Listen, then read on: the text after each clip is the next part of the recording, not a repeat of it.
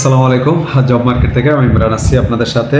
আমাদের রিসেন্ট কিছু ভিসা হয়েছে দুবাই, যেগুলো হচ্ছে মাত্র 14 দিনে।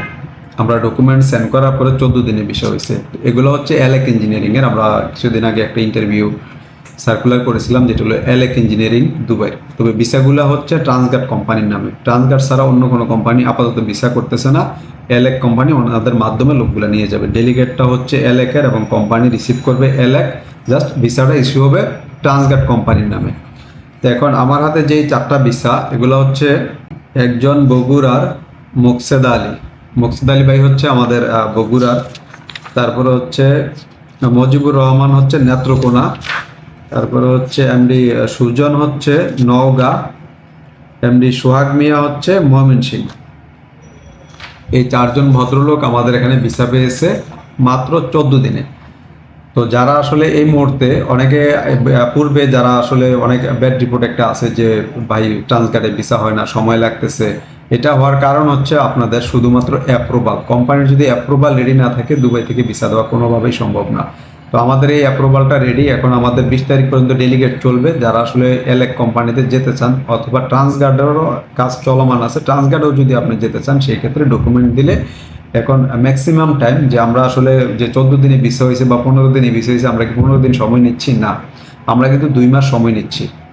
অল ওভার 2 মাস, 2 মাসের মধ্যে যদি আপনার ডকুমেন্টটা আমরা ভিসা করতে না পারি সেক্ষেত্রে আপনার ডকুমেন্ট আপনি ফেরত নিয়ে যেতে পারবেন, কোনো সমস্যা নেই। তবে এই মুহূর্তে অ্যাপ্রুভাল রেডি আছে। যারা আসলে এই কোম্পানিগুলোতে যেতে চান সেই ক্ষেত্রে আপনারা ডকুমেন্ট জমা দিতে পারেন বা ইন্টারভিউ ডেলিগেট দিতে পারেন। এখানে ভিসা হলো আপনাদেরকে আসলে বেশি একটা সময় দেওয়া যাবে না, 15 থেকে 20 দিন সর্বোচ্চ সময় পাবেন। এর মধ্যে আপনারা চলে যেতে হবে এই কোম্পানিতে। তো এখানে ক্যাটাগরিগুলো কী কী আছে, বিশেষ করে shuttering, carpenter, still fixer, mason এবং হচ্ছে হেল্পার।